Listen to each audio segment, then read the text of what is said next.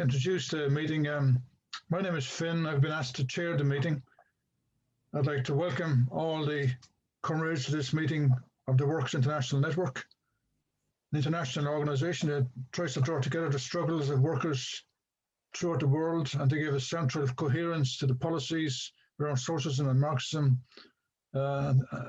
Generally speaking, we have discussions most weeks, and today the discussion is going to be about India, Sri Lanka, and Pakistan. But if we could watch the film now, and then the speakers afterwards. And like Roger, I want to give a particular welcome to Nodeep Kaur, who is experiencing a lot of personal difficulties in terms of imprisonment and torture and stuff. So a particular welcome you on behalf of WIN to yourself.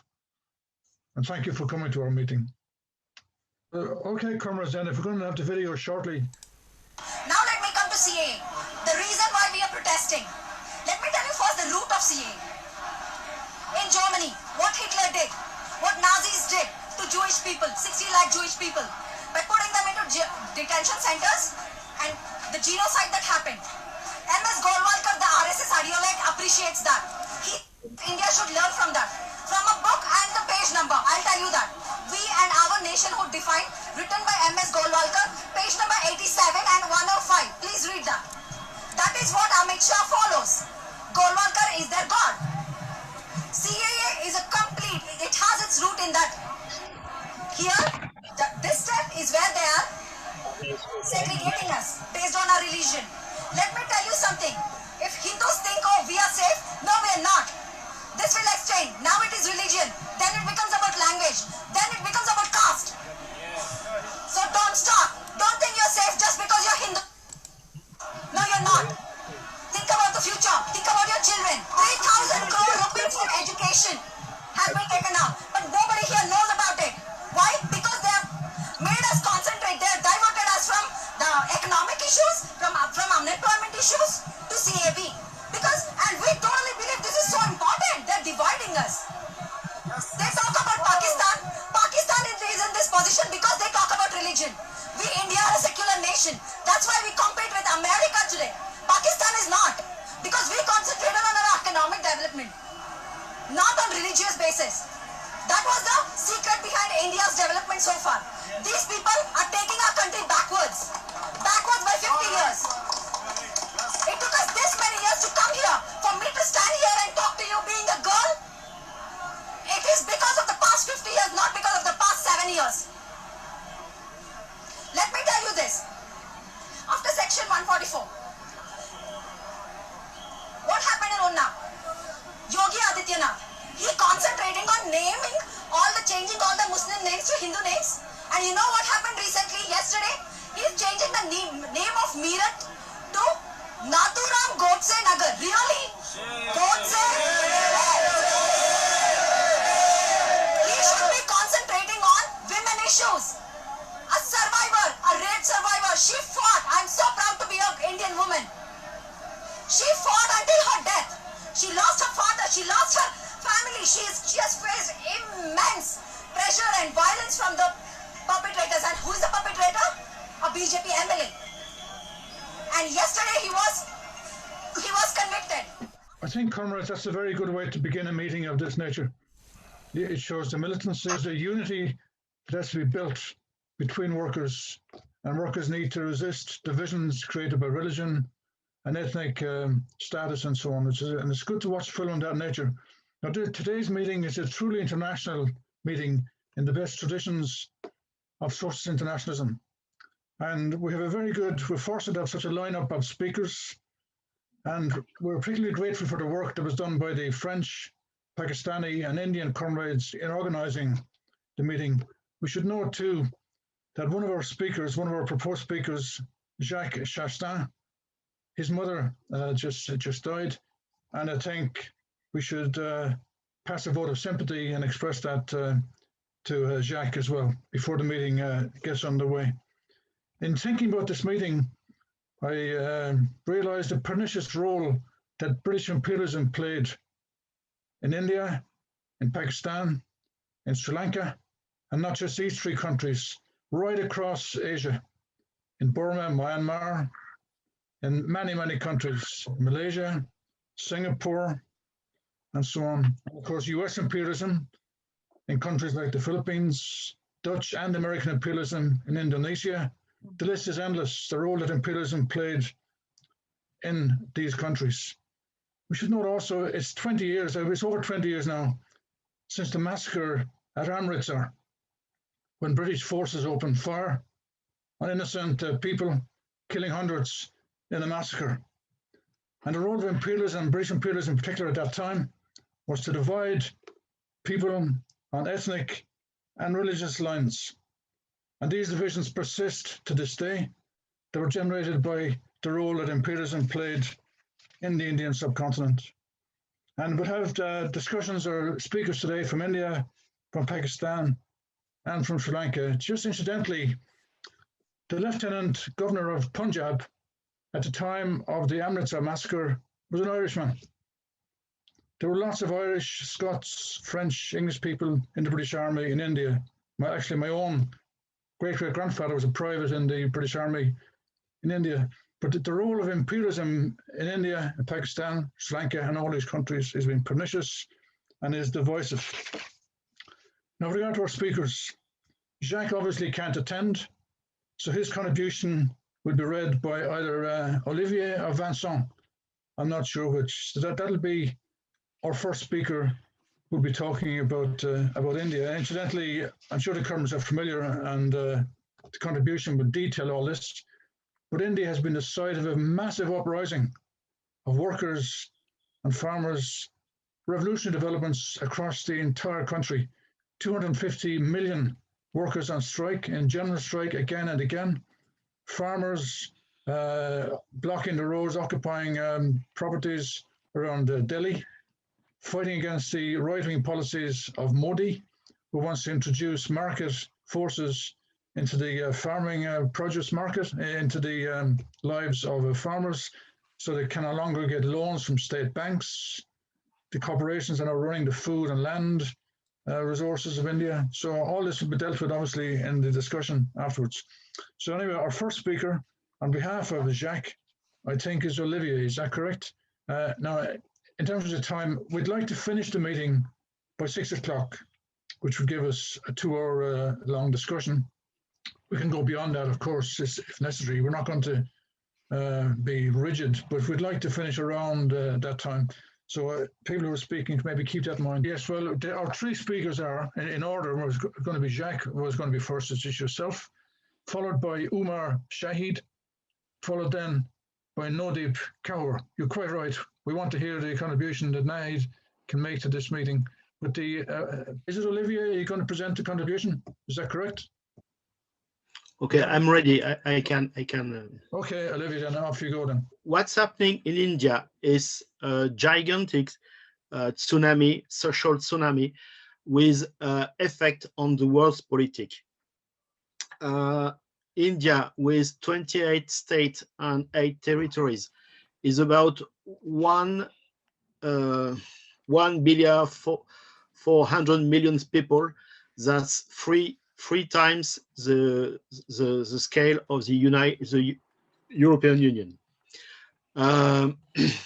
What is very important is to see the opposite between a social state with very like the Middle Age in full contradiction with what is going with the development of capitalism in India, and with, for instance, the existences of caste and the fate and the oppression that are suffering the dalit. We can consider that there are some particularities about the Indian peasantry, and to consider that the movement with unfolding now is a proletarian uprising, because a big part of the peasant in the people working in the countries are farming workers for wage, and there's a lot of people who are little farmer but were know a great deal of economical independence, were not going to become big capitalists. And because until now, with how the way the campaign was shaped after the independence in 1947, there was some kind, with comma, some kind of Indian socialism with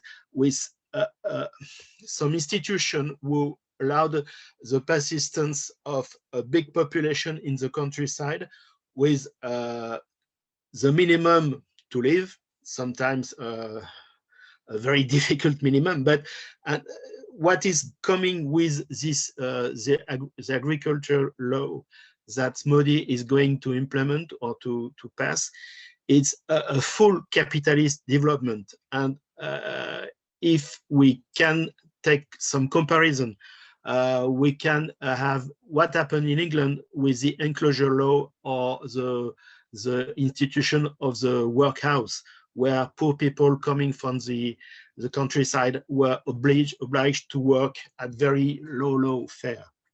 And what would happen in India with the passing of this law would be a kind of very hard modernization, who will be suffering even more by poor people.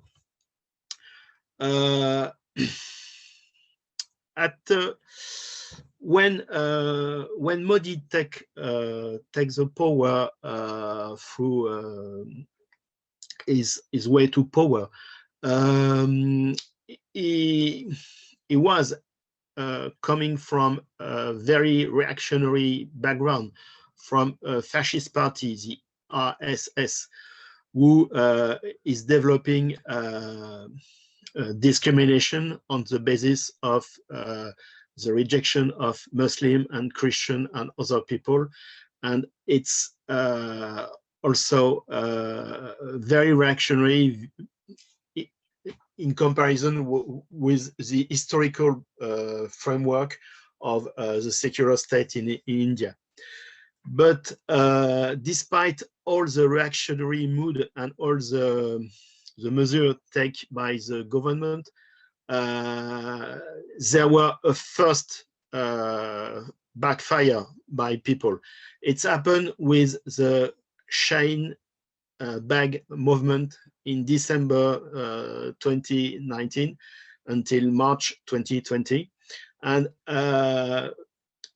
when happened that uprising from Muslim people, and particularly Muslim women, from December 2019, there were a turning point where all the politic of division of the society was stopped by this movement, who gave the birth to a general strike on 8th January 2020, with 250 million workers going on strike, the first biggest strike ever seen in India. And unfortunately, the union leaders don't give following to that movement. But we think that at this moment, the mood influenced by this reaction to the oppression delivered by Modi and his gang, this helped the beginning of growing contestation of all the the line of the government. And at that moment occurs a COVID epidemic, and Modi tried to take advantage from the pandemic to squash the movement. And the way by which there was a police enforcement of confinement from the 24 March with rolling back of people towards the village, and the way to push them out of the big towns. There was a very difficult situation with 50 to 80 million people who were sacked off and who were like migrants inside their own country. And it was a very hard suffer, with people walking for hundreds or thousands of kilometers to go back home and at strike after strike, there comes a moment where people said enough is enough. And it's by the mobilization from June, with the first demonstration, who were going to take size until September.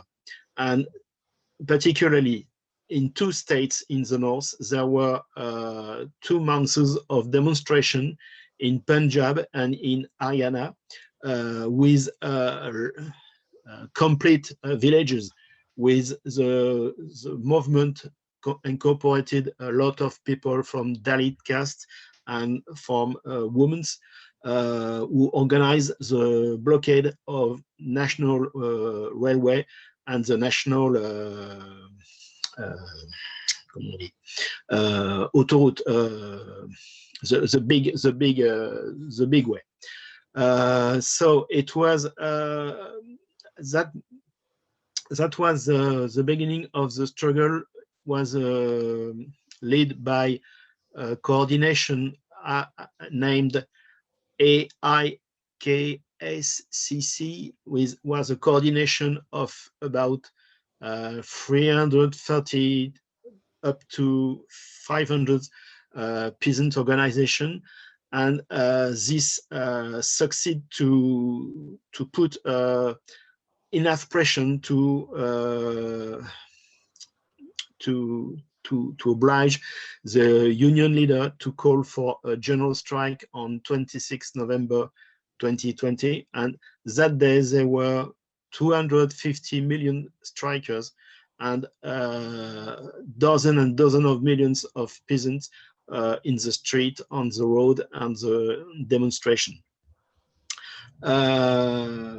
Unfortunately, at the same time, the union leader don't want or don't think to give a following to that mobilization. And at that time, there was a new strike, a new general strike, with a blockade of the big roads on the 8th of December. And after that, the leadership of the movement decided to organize a march on Delhi with the explicit goal to against the government of Modi. And there appear a new coordination, who is called the SKM. The French traduction is Peasant United Front, but I'm not sure about it. It was made of 40 organizations issued of the AIKSCC,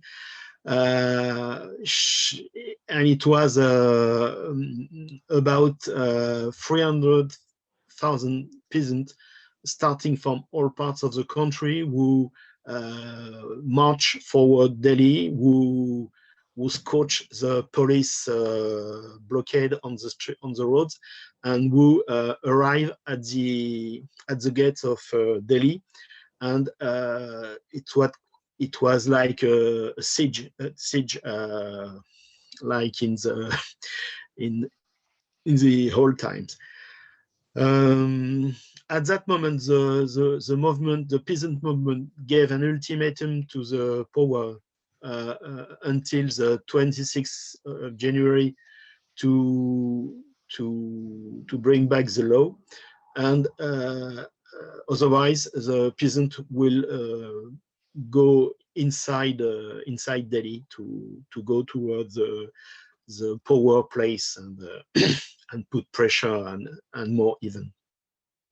During that time, there were big encampment like a township on the suburb of Delhi with hundreds of thousands of people organizing to camp with a lot of initiative for sleeping, heating, all necessary to ordinary life to help people to stay to make the struggle. Around the 31st January, the government was fearing the government and try a trick, and they let the peasant come into Delhi, but with the aim to organize a provocation. And when the peasant march through Delhi on 26th of January, which is the big national fest in India, there were nearly 1 million demonstrators. And at that time, aside the strength of that demonstration, the power tried to organize a provocation with something to organize division of the movement with a provocation at the Red Fort. It's a old monument inside Delhi, where they tried to make the movement appear as a Sikh movement, not as a whole national India movement. And they tried to see the division. And there was some clash with the fascist gang and the police during the night of the 28 to 29 January. But the coup failed, and at that moment, the leaders of the SKM called an all-out mobilization. And at that time, there was dozens of thousands of people and supporters who came to support the camping place in Delhi, to help the people to face to the fascist gang and the police, the military police forces. And at that moment, there was a leader called Jacques Chastaing. I'm not sure to pronounce it appropriately. Called for Ma Panchayat on the 29th January in the state of Uttar Pradesh, and that event grouped about. Was a big meeting of about 100,000 people. And at that time, there was the beginning of development of a movement of some kind of, not some kinds, something with a true direct democracy through the institution called Panchayat, who had some kind of old village institution, but in I'm speaking from a French point of view, from what we can see through the press, but we will very appreciate the explanation of the Indian comrades about the nature of the movement through the Panchayat and the Maha Panchayat, and how in this movement there are the grouping of a big masses of people who are around discussion and a voting system to discuss all the problem of the question. And we think it's a very, very big development, and we must take care of how it develops and what it means. And in my orthodox point of view, it's something like a Soviet form, a Sovietic form, like the Soviets in Russia during the revolution in 1917, or something like the Workers' Council who happened in Germany during the German Revolution in 1919, and some movement equivalent in Italy during the Biennio Rosso. And what is striking is the fact that this kind of structures around the Panchayat and the Mahapanchayat were able to make the equivalent to making the law in where they are influence, where they get where they are the possibility, and they are able to host, to ban the SS fascist militia and the BGP and the allies from the places where the movement is strong. And it's a very astonishing development. The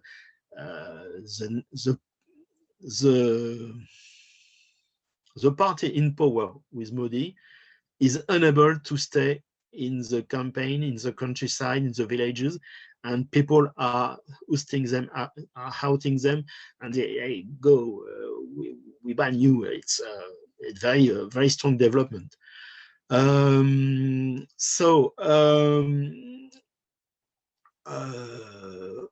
the present time, what we see is the movement has not still be able to stop the law, but they are a kind of deepening with the decision to make more and more committees, organization on the rank and file level in all the country, everywhere, in every workplace, and so on. So even if around the 26th January the movement didn't succeed to win, is going on a phase of deepening, and there will be more development, and we are expecting around this development. I will finish there. I think I was a little bit long. Thank you. That's okay. Thank you, Olivier. And if you could convey our gratitude to Jacques Chastaing. Well, you're correct in asking for speakers. We expect to have speakers from India, Sri Lanka, Pakistan during the course of the discussion. But our second speaker today is Umar Shahid, who's speaking on behalf of the Pakistan Trade Union Defense Campaign. So, Umar, are you here? Thank you very much. Okay. Thank you for giving me the time. Olivier, I've gave the overall general viewpoint, general situation of the moment, but I would like to explain a little about this background. For example, after the before British imperialism in India, Pakistan, and this whole country was a subcontinent as we know it, and there was no feudalism as like in Western Europe, or we have in development in like Europe or other part of the world. But we had a unique system that's called the Asiatic mode of production. The land was collectively owned by the by everyone, and especially with the state who was the governing it. When every ruler came here, they were just on the top, not go beneath the surface, and didn't touch the foundation of the system. That is why this system sustained centuries. But when British came here, they overthrew the Asiatic mode of production and established here foundations of modern feudalism. Like in Europe, they gave first time the concept of ownership of land of any person or family came in 19th century in India. But we see after partition or so-called independence from British imperialism, we have unique you may say different pattern of development in Pakistan, in India, in other part of subcontinent. For example, in Pakistan, from first day our rulers has opted for the free market economy, and it opened the market for everyone to come in investment. And the Pakistan from the first day was more leaned on the international world bank's donation, that especially from United States donation. So it offers everything open in industry. We had from day first monopolies coming from abroad and other. But on the contrary to Pakistan, the Indian development uh, did not follow like new liberalism or the free market economy, but it was based on the state capitalism.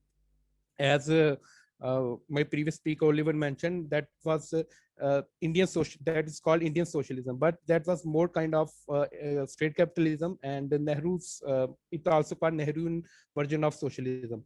In this system, in this farmer system, we had this system sustained till the 90s, 1990s, till the fall of Soviet Union. In this, we had state intervention in industry, heavy state involvement in agriculture and other part. And for example, in agriculture, we had agriculture development program since day first of Indian independence. In this system, uh, they had developed what you can say the common markets for their goods. These are called the agriculture produce market committees, which were formed in whole India. Gradually, we are seeing that these were reduced to just many big states like Haryana and Punjab. They are still have these kind of APMNs, where they get a mandatory support price from the state. For example, if there is market, if a farmer is going to buy his crop or going to harvest something, state ensures his state always ensured him a good return. And despite of these things, they had marvelous irrigation system in India, especially in Punjab, in Haryana, and other part of India, where they had world-class irrigation system that was introduced by the British imperialism, but India has more developed it. Third thing important is this: in these states, that the agriculture land is so much fertile, and you have cheap subsidized input cost. For example, you have subsidized diesel, but petroleum prices were subsidized by the government. And these all ensured a good return and heavy return for the farmers. For example, our ordinary Punjab farmer was much more leaned and much more focused on the government sports. But we are seeing the new liberalism attacks on working class from a long time. But the Modi regime has intensified these attacks. For example, they introduced FDI, they allowed foreign direct investment, including the most critical industries like defense industry. They allowed the FDI to foreign direct investors to come here and invest and get their benefit. And similarly, they are going to privatize in the world's largest railway system, that is Indian Railway. They are going also to privatize it. So we cannot see Indian farmer movement as an isolated movement. There are movements, especially against the Modi's new liberal policies. For example, just in video and just the Oliver explained that there was a marvelous movement against CAA. That was more kind of nationalist movement when we have citizen law amendment, and these were tactics were used to divide and rule. Actually, Modi and other right-wing populist leaders have nothing to offer to their message. Uh, they have nothing to offer other than the capitalism or the crony capitalism, in fact. So what they are doing, actually, they are doing nationalism. Modi is playing card of nationalism in every sector of economy. They are actually dependent more on nationalist policies rather than having the market affair.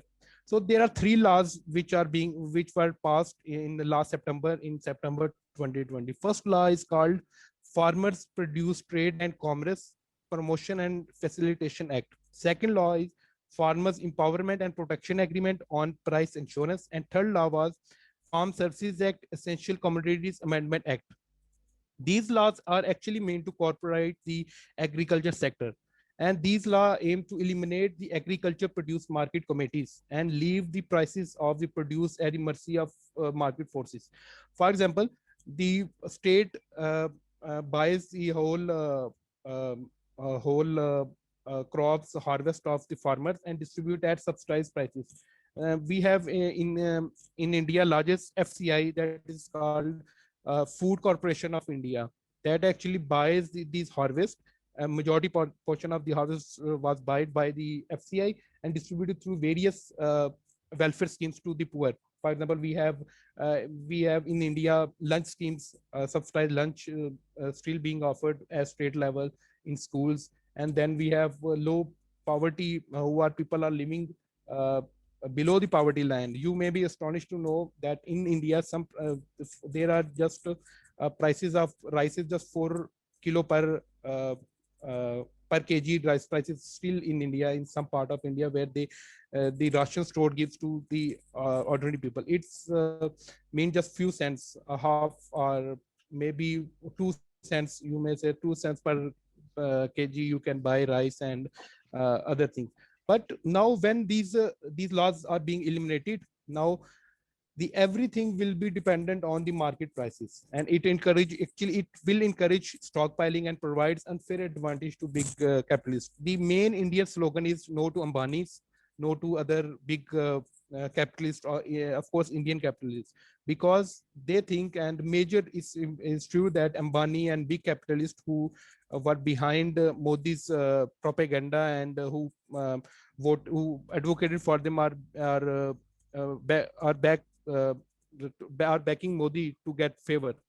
And for further, in previously there was a minimum support price for farmers harvest, that is called MSP.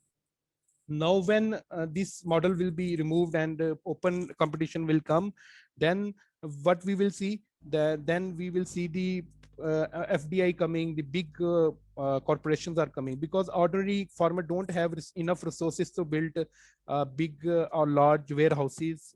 So they don't have such a transportation system exactly. So these laws aim to eradicate all state interference in agriculture and allow market forces to determine prices of crops. That is just only one point.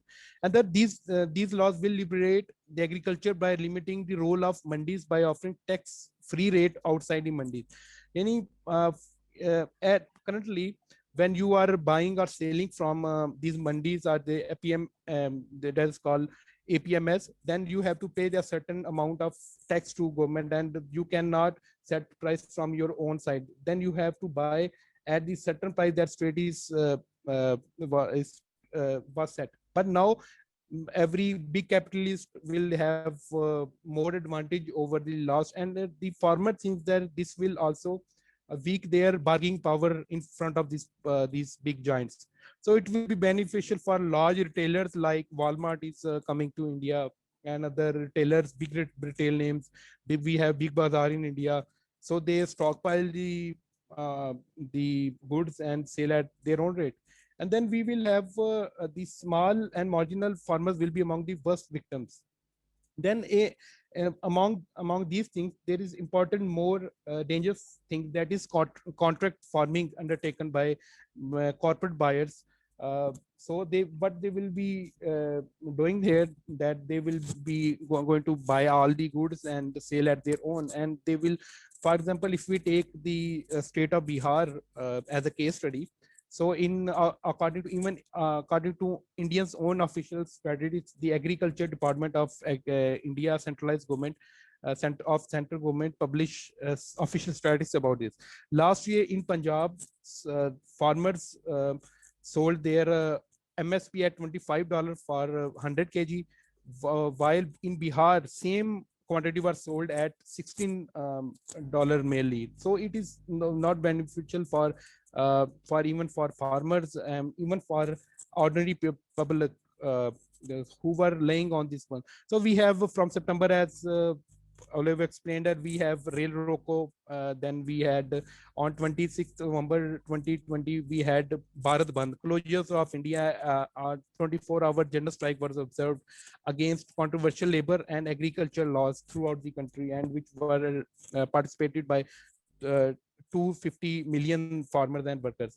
Since we are seeing that farmers have kept their blockage outside Delhi, and we are also seeing that their struggle is also paying off. It's not just they are just struggling, but they are getting some concessions from government. For example, center proposed to suspend these laws for upcoming 18 months, and even offered other concession lies, concession utility in diesel prices, in electricity ordinance. But farmer want total repeal of these laws, and they are asking, they are just demanding one thing, that the center should convey a special parliament session and repeal this law. And even here is important things to mention here. When in September, in August or September 2020, these laws were present, and the opposition was just boycotted these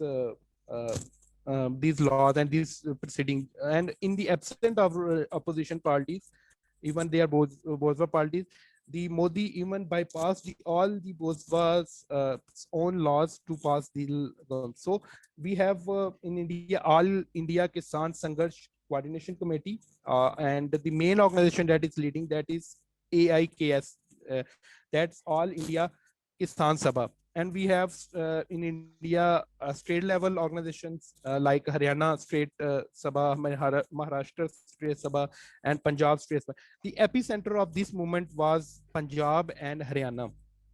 And that's why the Punjab had a background, especially in 1984's movement of Khalistan, which Pakistani state also sponsored. And the Modi Sarkar and especially the Godi media, that's what Indian call them, uh, just label them as Khalistan, as separator. So this was marvelous, I think so. After 1970s revolution, Indian farmers published their own newspaper that is called Trolley Times. They were so fed from the bourgeois media, so they tried to convey their own message through their own medium. And the Trolley Times was published, written, and distributed through farmers, and it developed within this whole movement. So why these? Another question, important question, is urging, especially in West, who people lives in West or in Western countries, they have India projection as a digital India. Yeah, it's right that Modi and previous governments and states is more and more pushing for the digitalization of the India, and we have Bangalore call centers, and we have large infrastructure in India. But on the contrary, the agriculture is still a dominant occupation in India. For example, if World Bank, according to World Bank, 40% of Indian workforce is engaged in agriculture, and it provides nearly 70% of country's livelihood. And the recent Corona lockdown, which we have unplanned lockdown, which actually, as Olivier rightly said, that was used to suppress the movement of CA and other nationalist uprisings, especially in Kashmir against Article 5. But what they did, this lockdown actually produced nightmare for hundreds and millions of ordinary farmers and peasantry, because mainly most labor, or you can say odd job workers in big cities, are from villages and other. When this lockdown, unplanned lockdown happened, so they were just ruined, and they had they see their livelihood being destroyed. They were at the mercy of others, and we have many people died just traveling on foot from Delhi or big cities to their homes. So there is another contradiction in India, although this we have in digitalization of economy, FDI is improving, and we have much propaganda from Western media that India is will be going to next will going to compete China, and they are industrialization, massive industrialization going on. But actually in real term, the backbone of the India are still the farmers, and we have seen there there was a report from OECD organization from Economic Coordination and Development of 2018. They say that in last 10 years the farmers real income were just increased by 2%, and if we see the economic and income disparity has been increasing. For example, uh, the Oxfam, the recent reports reveal that India richest 1% holds more than 4 times the wealth held by the bottom 60-70% of the country's population. So current Modi regime is aggressively pushing for new liberal agenda in country. Yeah, also we have amendment in labor laws. For example, in many states, the concept of 12 hours working day, and there was is no limitation on official working days now. And for what we have found from 1886 Chicago to current, again we are going back into sweatshop like condition in 19th century and uh, 18th century of Europe. And with Modi's Sarkar's slogan of one nation, one market, actually it is fueling nationalism. And there are many projects going on like Jane Dunn initiative that is called for independence of the market, opening a market and reducing the state intervention. But so we are seeing the farmer struggle is very remarkable moment as the country's strongman Modi, as he suppressed the CA movement, he suppressed the Article 5 movement, but he's unable to suppress this movement at this time. And we have marvelous students movements in the recent times. The uh, the Indian farmer movement is not just Indian movement or Pakistan. It's world overall working class movements. Has it become the international and global focal point of all struggles. But we are seeing there are many their bravo and their heroism. There are many visible farmers movements limitation also. As Marxists, we understand, as Trotsky also wrote on this, the role of peasantry um, in the society, and the peasantry, it does not have an independent action because it's always working class who leads and who bring change. If we see uh, just now in India, only 6% of farmers could sell their produce to government agencies. A large portion of farmers still consist of landless farmer, and we have piles of, for example, societies of society among farmers are also on rampant. For example, national crime states that there every day in India, 28 farmers commit suicide. The top states, which are Maharashtra, Karnataka, Andhra Pradesh, Madhya Pradesh, Telangana, and Chhattisgarh, accounts for 83% of overall suicides. And more often due to the large informal economy of India. Still, India's largest economy is still informal, and most of hardened farmers' profit go to paying high interest rate to private lender. So these are all the things which need to cater with this movement. And we are also saying that the working class role is marvelous in doing these strikes. And India has a rich history of working class and peasantry revolts. Even during colonial area, peasant revolts shocked the very core of British imperialism. Even independence India have seen many tremendous farmer movement like but however the degeneration of the communist parties of India, and we are saying although they had marvelous general strikes in the recent times, but even during these recent times we are seeing the privatization plan didn't stop. Even it's gone on with rampant. For example, Indian railway is privatized at lightning speed. Air India is being privatized, and there is just a struggle going on. But what we think that the current farmer movements and workers have shown shown their potential to overthrow this rotten capitalism system.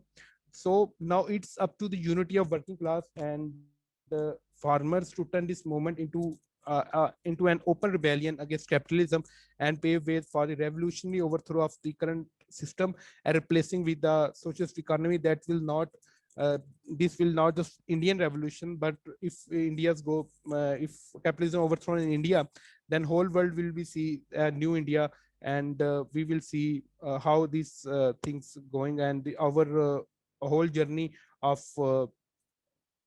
this socialist revolution will be shortened by at a lightning speed. Thank you, Umar.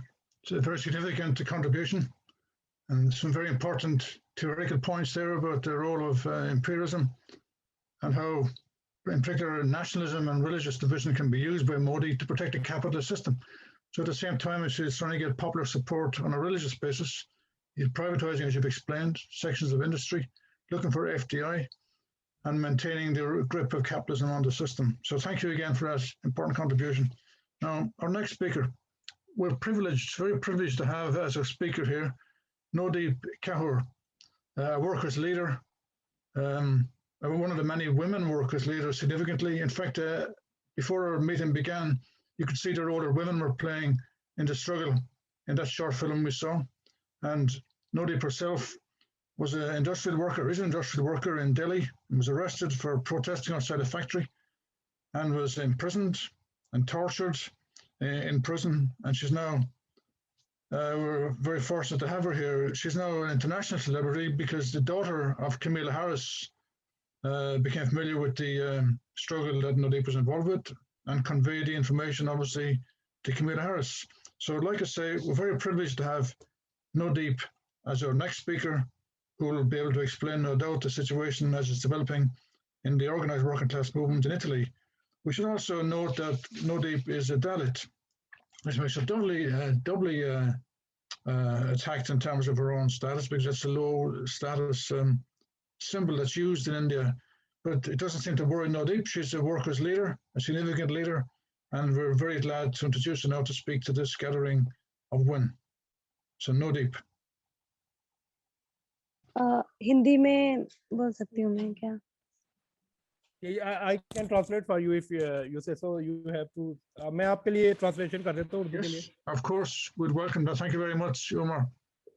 Just Nodeep, आप एक line बोल के थोड़ा pause कर लीजिएगा, so I can translate. Then you begin, so everyone can understand your conversation. Yes. ठीक है जी. मैं नवदीप कौर मजदूर अधिकार संगठन से हूँ. सब तो पहले मैं सबका धन्यवाद करना चाहती हूँ कि इस प्लेटफॉर्म पे मुझे बोलने का मौका दिया गया. I'm from Mazdoor Union, and I would like thank you to everyone for having me and let me speak here. और अभी हमारा जो संगठन है मजदूरों के अधिकारों के लिए लगातार जो लड़ता रहा है, और आगे भी हम लोग ये लड़ाई जारी रखेंगे, क्योंकि सब दुनिया में मेरे लिए आवाज उठाई गई. वो यही कारण रहा है कि लगातार से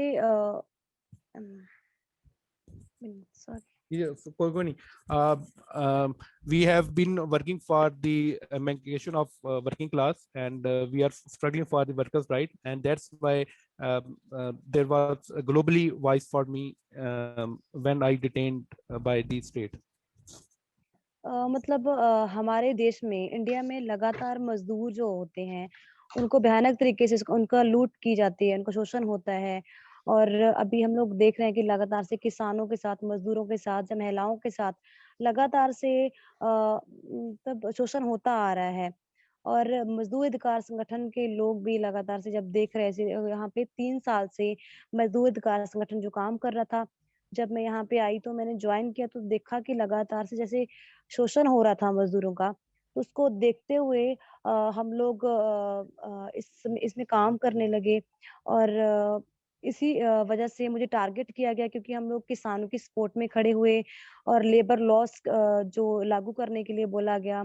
और जो मजदूरों जो बड़े बड़े कंपनी मालिकों के खिलाफ खड़ा हुए, तो टारगेट करते हुए दलित लड़की के होने के नाते मुझे टारगेट करते हुए पकड़ा गया.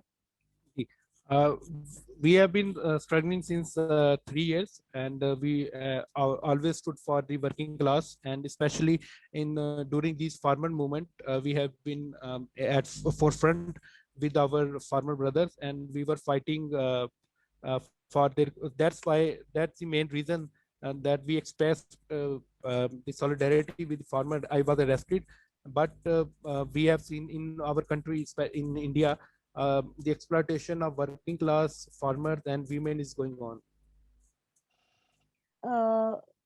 हम लोग जैसे कुंडली में काम करें तो यहाँ पे इंडस्ट्रियल एरिया में लाखों ऐसे मजदूर हैं जिनका बहुत बुरे तरीके से शोषण होता है। जो महिला पुरुष का जो वेतन आज भी बराबर नहीं है। आज भी वहाँ पे महिलाओं का रेप किया जाता है। जो मजदूरों को 12-12 घंटे काम करवा के 7-8 हज़ार सैलरी दी जाती है। जो न्यूनतम वेतन आज भी पूरा नहीं दिया जा रहा है। तो उन सभी डिमांड्स को लेकर हम लोग लगातार से लड़ाई जारी किए हुए थे और किसान आंदोलन में भी हम लोग किसानों की सपोर्ट में भी हम लोग ये डिमांड कर रहे थे कि जो कानून लाए गए हैं किसानों के खिलाफ उनको रद्द किया जाए। Yeah. At Kundli, that's the industrial area where she works. She's telling that here we are seeing massive exploitation of working class, and especially women are subject to harassment. For example, women get raped, and also they are paid less than the male working class. And in recent farmer movement, we were at forefront, and we were expressing our solidarity, participating in their protests. देखिए जिस तरीके से हम लोग लगातार से देख रहे हैं कि जो हमारी सरकार है उसका रवैया किस तरीके का है। जब से आज़ादी मिली है तो उसके बाद से भी हम लोग देखते हैं कि आज़ादी तो मिली है लेकिन वो आज़ादी नहीं है। आज भी जनता जो मेहनतकश जनता है, आज भी वो दब रही है। हम लोगों ने एनआरसी देखी। एनआरसी में कैसे मुस्लिम लोगों को दबाने की कोशिश की गई। उनको ये बोला गया कि ये तो इंडिया के लोग ही नहीं हैं। और महिलाओं को किस तरीके से मतलब ट्रीट किया जाता है। लॉकडाउन में हम लोगों ने देखा कि मज़दूरों का हाल क्या रहा है। तो लगातार से जो इंडिया में जो सरकार है ऐसे कानून लेके आ रही है जिससे जो मेहनतकश लोग हैं वो दबते जा रहे हैं और जो दलाल पूंजीपति लोग हैं वो ऊपर उठ रहे हैं। Since independence of India, the working class is not independent, and they are being exploited, and not only exploited but brutally exploited at workplaces. And we are seeing that the government state is bringing the laws to curb working class. For example, we have seen NIRC and the CA, and then during lockdown, we have seen that it's only working class who paid the price of whole economic meltdown. And lastly she said, what last said you? आखिरी क्या line थी आपकी? भूल गई मैं। Okay, carry on, no problem. मतलब अभी भी देखा जाए तो जिन लोगों ने लगातार से जनता की आवाज उठाने की कोशिश की, चाहे वो एनआरसी के टाइम की हो, चाहे वो लॉकडाउन में या उससे पहले भी, जैसे दिव्यांगना निताशा हो गए या फिर जीएन साईं बाबा जैसे मतलब बड़े बहुत सारे लोग हैं जो पॉलिटिकल प्रिजनर्स हैं। जिन लोगों ने जनता की आवाज उठाने की कोशिश की, उनको आज जेलों में बंद कर दिया गया है और यूएपीए जैसे कानून लगा दिए गए हैं। तो ऐसे जो कानून आ रहे हैं लगातार से, वो भी हम लोग देख रहे हैं कि जो सरकार है, वो बुरे तरीके से जो मतलब जनता के ऊपर दमन कर रही है। We next, when we are being exploited, and we are being snatched our rights from state, then we are seeing the curb on dissent voices. And for example, if we raise a voice against this exploitation or this harassment, then we got arrested, and state continuously bringing laws to curb us and to silence these dissent voices.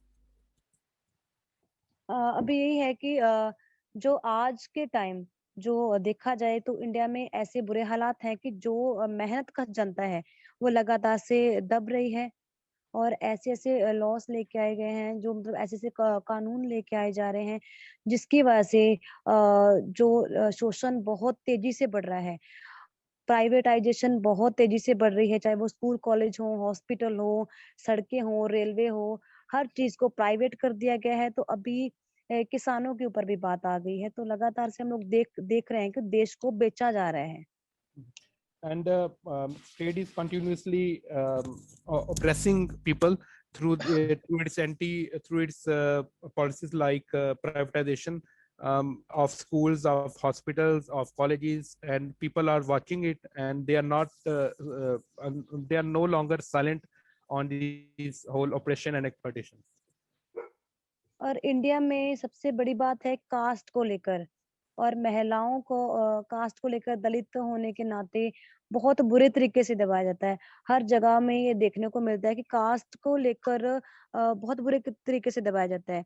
जैसे मैं अपनी ही एक example देती हूँ कि जब मुझे पकड़ा गया तो कास्ट के नाम पर गालियां देते हुए यह बोला गया कि आप लोग सिर्फ काम कर सकते हो, गटर साफ करना या फिर काम करना, यही आपका काम है, आप लोगों का ऊपर उठना काम नहीं है। तो कास्ट के ऊपर भी यहाँ इंडिया में बहुत ज़्यादा मतलब मज़दूरों का शोषण हो रहा है, और धर्म के आधार पे, जाति के आधार पे हर चीज़ से देख रहे हैं कि इंडिया में बहुत Grammarly does more than catch errors. With Grammarly, you can find really Uh, we are being told that India is a nation state, but actually on the basis of caste, religion, national or nationality, there is a still exploitation going on. अभी देश के हर कोने में उठने वाली आवाज है जो मेहनत का जनता है। तो सिर्फ इंडिया ही नहीं, हर जगह पे देखा जाए तो जो मजदूर वर्ग है या फिर अलग-अलग तरीके से जो मेहनत कश लोग हैं, जो जनता की आवाज बन रहे हैं, तो वहाँ की सरकारें हैं जो मतलब दबाया जाता है हर सरकार की तरफ से। तो हम लोग हर उस मजदूर के लिए, हर उस फार्मर्स के लिए, हर उस महिला के लिए आवाज उठाना चाहेंगे, चाहे वो देश के किसी भी कोने में हो। और हम लोग ये चाहते हैं कि जो धर्म के आधार पर, जाति के आधार पर और जो अमीर-गरीब का जो बीच में बहुत बड़ा गैप है, उसको कम किया जाए और जनता इसको गैप को कम करने के लिए आगे आए। We are seeing everywhere in almost in every state of India, the same laws are being introduced, and everywhere we are seeing oppression and exploitation of working class. We are not speaking for particular caste or particular area, but we speak about whole working class of India. और मैं जिस तरीके से लगातार से लोग ये जानना चाहते हैं कि नवदीप कौर कौन है, या अलग-अलग तरीके से जो न्यूज़ आ रही हैं, तो अभी मैं उस चीज़ के बारे में बताना चाह रही हूँ जिसकी वजह से आज इतना जो हाईलाइट हो रहा था ये मुद्दा। And now I would like to tell all of you who about Nodeep Kaur, about me, why there is so much hype or discussion about Nodeep Kaur, what I have done and what's my story. मेरा नाम नवदीप कौर है और मैं मजदूर अधिकार संगठन की एक लड़की हूँ, जहाँ से मैंने और हमारा जो संगठन है 3 साल से लगातार काम कर रहा था, और मैंने बचपन से लेकर अभी तक मैंने जैसे देखा है कि मजदूरों के साथ कैसे बहुत गलत बिहेवियर होता है, मजदूरों के साथ बहुत उनको टॉर्चर किया जाता है, या फिर किसानों के साथ, महिलाओं के साथ अलग-अलग तरीके से उनका शोषण होता है। तो हमने अपने बचपन से ही अपने मदर से सीखा, क्योंकि मेरे मम्मी भी लगातार से ऐसे प्रोटेस्टों में जाते रहे हैं, लोगों की आवाज बनते हैं, तो उनको सीखते हुए मैं बचपन से जैसे मैंने सुर्ख संभाली और अभी तक मैं मतलब इन चीजों में लगी हुई हूँ। Yeah, we are seeing different kind of protests and exploitation, and there are protests going on in India.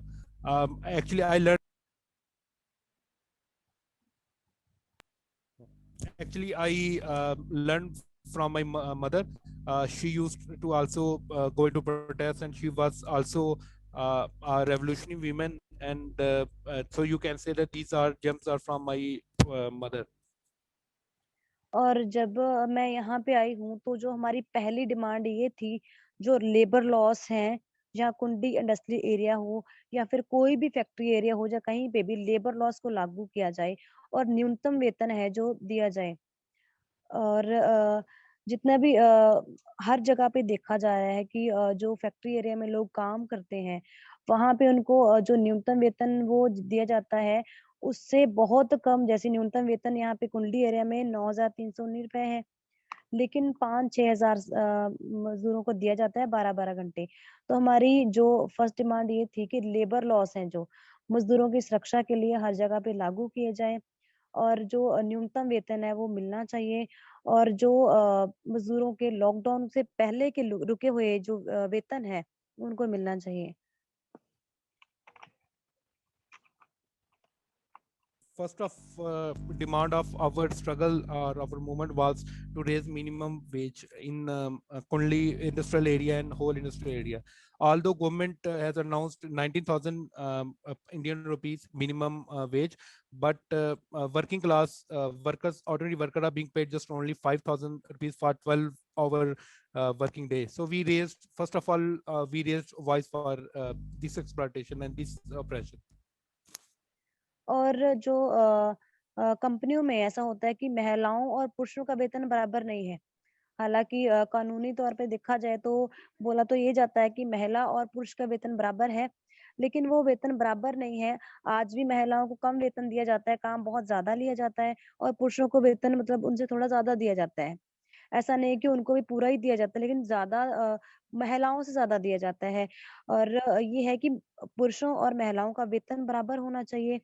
और यही है कि जो भी सुरक्षा को लेकर है, मज़दूरों की सुरक्षा को लेकर जो कानून बनने चाहिए और लागू होने चाहिए, और जो अभी लेबर कोड बिल लाए गए हैं, जैसे 8 घंटे का टाइम बढ़ा के 12 घंटे कर दिया गया है, यूनियन बनाने का अधिकार छीन लिया गया है, और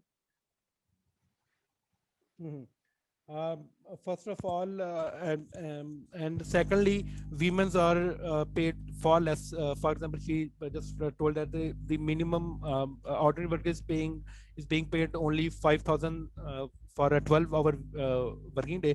Women are paid far less than this amount, and we are actually fighting for this. That our second demand is that women and male workers should be female and male workers should be paid equally. And we are seeing the amendments in labor laws, and which made the legal working day in India is now, according to law, is of 12 hours, not of 8 hours, and there are privatization going on. So we are fighting all these anti-workers laws. और जैसे किसान आंदोलन को लेकर जब किसान आंदोलन शुरू हुआ है, तो जो भी मजदूर थे, हमारे जो मजदूर अधिकार संगठन के सारे लोग इकट्ठा होके वहाँ पे एक हड़ताल करते हैं, और वो हड़ताल 2000 से ज़्यादा करीब 2000 से ज़्यादा जो मजदूर थे, और उसको मार्च करते हुए हम लोग किसान आंदोलन का समर्थन करते हुए उनकी मांगों को जायज़ ठहरा रहे थे, क्योंकि देखिए जो उनके खिलाफ कानून लाए गए हैं, जिसमें सीधा-सीधा प्रभाव मज़दूरों पर भी पड़ने वाला है, कि जो उन्होंने बोला है कि आप कितनी भी लिमिट में स्टॉक कर सकते हो, तो सीधा प्रभाव मज़दूरों पे पड़ने वाला है। तो हम लोग इसीलिए उनकी सपोर्ट भी कर रहे थे, जिसमें मज़दूर किसानों के साथ मज़दूरों को जोड़ा जा रहा था। तो सबसे बड़ा टारगेट इसलिए भी किया जा रहा था कि मैं किसानों के साथ या फिर मज़दूर अधिकार संगठन किसानों के साथ मज़दूरों को जोड़ रहा है। As in India now, the controversial labor laws don't allow you to form trade unions or sustain trade unions. So we are also fighting for fighting for labor rights. Although we had a successful 2,000 militant workers strike in our area in support of farmers, and we had a militant rally from our industrial area to farmer protest to express solidarity with the farmers. And we are talking about farmers and working class unity to fight against Modi Sarkar. That's why we are more under pressure or more under attacks from the Modi Sarkar. और जैसे हम लोग वेतन दिलाने के लिए लगातार जा रहे थे, तो जो कंपनियों में हर जगह पे कंपनियों के कुछ प्राइवेट टीम होती है, गुंडों की टीम होती है, जैसे कुंडली में क्विक रिस्पांस टीम है, जो मतलब लगातार हम पर हमले कर रही थी, फायरिंग वगैरह भी की गई। तो वो टीम लगातार हमले कर रही थी, क्योंकि जो मजदूर हैं उनको आज भी हक नहीं दिया जा रहा है कि वो एक संगठन बना पाए। तो ये कुंडली के स्पेशल एसएचओ ने ये बात बोली है कि ये लोग संगठन बनाने की कोशिश कर रहे हैं। तो सबसे बड़ी बात ये है कि संगठन बनाना कोई गैर कानूनी काम नहीं है। अपने वेतन की मांग करना कोई गैर कानूनी काम नहीं है, जिसको अभी ये रूप दे दिया गया है कि ये जबरन वसूली है। और संगठन बनाना कोई गैर कानूनी नहीं है। तो यही है कि टारगेट किया जा रहा है कि मजदूरों को अभी भी पता चल रहा है कि मजदूरों को संगठन बनाने को लेकर भी इनको दिक्कत है, कि अगर मजदूरों का संगठन बनता है तो इससे सरकार को भी दिक्कत होगी। In industrial area, in whole industrial area of India, especially Har, Kondli and others, the factory owners have a private militia, like private goons who attacks on workers, and they curb, they don't allow worker to raise a voice, or even they are actually snatching away the collective bargaining rights from the working class, uh, because now state is afraid of working class organizing, and the more the state is acting on the behalf of capitalists who don't allow the unions to be formed in the industrial area. और मतलब जब हम लोग अपनी बात को जिस तरीके से ये तो कानूनी हमें मान्यता मिली हुई है कि हम लोग धरना प्रदर्शन करके अपनी मांग को डिमांड को उठा सकते हैं। लेकिन उससे पहले हम लोगों ने कोशिश की है कि पुलिस के पास जाया जाए, एफआईआर वगैरह दर्ज करवाई जाए, क्योंकि हम पर गोलियां वगैरह चलाई गई थी, हमले हुए थे। लेकिन पुलिस का ऐसा रवैया है इंडिया में कि जो जिनका पैसा है, जिसके पास पावर है, जो अमीर लोग हैं, उसी की पुलिस सहायता करती है, उन्हीं की पुलिस होती है। और पुलिस का जो चरित्र है इतना ऐसा है कि जो पुलिस बड़े-बड़े अमीर लोगों की जेब में घूमती है। तो हमारे साथ भी ऐसे हुआ, हम लोगों ने पुलिस के पास जा गए भी, एफआईआर दर्ज करवाने भी गए, लेकिन हमारे ही खिलाफ एफआईआर दर्ज की गई जबरन वसूली की। And in this whole thing, the state armed forces, especially police, is acting as a lapdog of capitalists. And when we raise a voice against goons of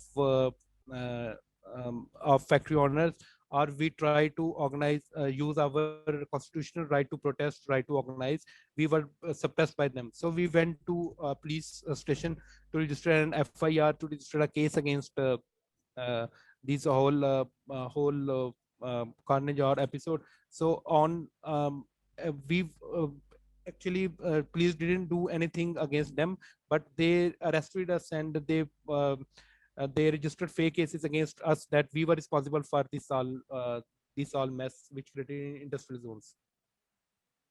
और जैसे उस दिन की घटना के बारे में अगर बताएं तो जो मीडिया के सामने पेश किया जा रहा है, या जो लोगों के सामने उन्होंने पेश करने की कोशिश की जब मैं जेल में थी, तो उसमें ये दिखाया जा रहा है कि लोगों ने पुलिस पे हमला किया। हालांकि ये सच्चाई नहीं है। पहले जो पुलिस है वो लोगों पे अटैक करती है, कि क्योंकि उस दिन 12 जनवरी वाले दिन जो लोग जाते हैं, अपना धरना प्रदर्शन करते हैं, वेतन की मांग करते हैं, तो पुलिस का जो रवैया है लगातार वैसा ही था उसी दिन भी, और आके अटैक किया गया और मुझे पकड़ने खींचने की कोशिश की गई, और ऐसा माहौल क्रिएट कर दिया गया कि लोगों ने भी आगे से पलटवार वार किया। Um, the police and state agencies and capitalists, everybody portrays working class as terrorists, and they say these are uh, uh, those elements who attack on police first, and then police respond in their defense only. This same episode happened on 12th January, when we were organizing, and we were having protest, and we were peaceful protesters. We had nothing with us to attack, but it was the police who provoked us and attacked us and tried to arrest me and my other comrades. हाँ जी, तो फिर उसके बाद जब मुझे पकड़ लिया जाता है तो मतलब टॉर्चर किया जाता है जगह-जगह पे, मतलब पहले तो अलग जगह पे बाहर सुनसान जगह पे खड़े होके मतलब मुझे मारा मारा जाता है।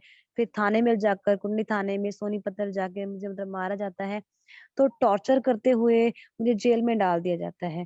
तो इसमें साफ बात ये है कि दलित महिलाओं के साथ या फिर जो भी लोगों की आवाज़ बनता है, उसके साथ बहुत ही बुरे तरीके से बिहेवियर किया जाता है। और आज भी हम लोग देख रहे हैं कि जो भी आज जेलों में हैं, जो जनता की आवाज़ बने हैं, उनके उनके साथ भी ऐसा ही हो रहा था और ऐसा ही हो रहा है। और हम लोग यही बोलना चाहते हैं कि जो आज पुलिस का रवैया है, जो आज सरकार का रवैया है, वो बहुत ही गलत है। We are seeing same episode again and again repeated everywhere, and we just ask and we demand that police attitude is not good or not in favor of working class, but they are actually the hired guns of capitalists. And same episode is same carnage is being repeated every time. और मतलब जो जनता की आवाज़ उठाता है, या तो फिर उसको आतंकवादी बोला जाता है, देशद्रोही बोला जाता है, नक्सलाइट बोला जाता है, माओवादी बोला जाता है। मतलब लगातार हम लोग देख रहे हैं कि जो कोशिश करता है कि भई आवाज़ उठाई जाए लोगों के लिए, तो उसको ऐसे देशद्रोही बोल के कुछ भी बोल के, उसको माओवादी बोल के, नक्सलवादी बोल के, ऐसा खालिस्तानी बोल के उनको जेलों में बंद किया जाता है। तो हम लोग को भी ऐसा ही बोला गया कि ये तो उग्रवादी हैं या फिर अलग-अलग तरीके के शब्द यूज़ किए गए। तो ये कोशिश की गई बता बोलने की कि हम लोग जो हिंसा भड़का रहे हैं और आंदोलन खराब करने की कोशिश की जा रही है। तो ये आरोप लगातार जो सरकार की तरफ से, उनके गुंडों की तरफ से लगाए गए। And everybody in India who protest or raise his voice, he's labeled as traitor, he's labeled as Khalistani or Maoist or Naxalite, and government is trying to label to defame the struggle of working class or others. They just label them as traitor of country. अभी भी हम जीते नहीं हैं, अभी भी हमारी जीत नहीं है, मेरी जस्ट बेल हुई है, लेकिन जो हमारी डिमांड्स हैं, वो आज भी पूरी नहीं हो पा रही है। आज भी जो मज़दूरों का शोषण लगातार हो रहा है, किसानों की माँगें जो अभी मानी नहीं गई हैं, जो काले कानून लेके आए हैं, वो अभी तक माने नहीं गए हैं, शिव कुमार अभी तक जेल में है, या बहुत सारे पॉलिटिकल प्रिजनर्स हैं, जो अभी भी जेल में हैं, बहुत सारे 26 जनवरी को लोगों को पकड़ा गया है, वो अभी भी जेल में हैं। तो जो हमारी माँगें हैं, अभी भी पूरी नहीं हुई है। और आज भी हमारी जीत नहीं हुई है। बस ये बेल हुई है लोगों की सपोर्ट की वजह से। We our victory is we are not yet victorious. My just bail approved due to the pressure by global and countries, working class and other globally protest, and it created pressure on state to grant me a bail. But still, our comrade Shiv Kumar is still in jail, and our workers' demand have not fulfilled yet. Farmers' demand have not fulfilled yet. So we cannot claim our movement is victorious, but we are struggling for it.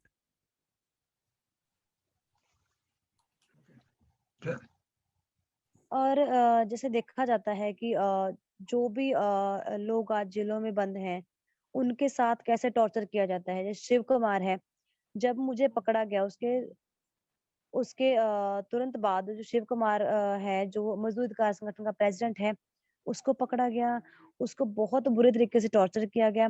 पहले 10 दिन उसकी 10 दिन उसको अवैध custody में रखा गया और उसके घर वालों को इन्फॉर्म तक नहीं किया गया कि ये शिव कुमार पकड़ा गया है। उसके बाद फिर कोर्ट से फिर उन्होंने 10 दिन का रिमांड और माँगा और 20 दिन तक लगातार उसको टॉर्चर किया गया।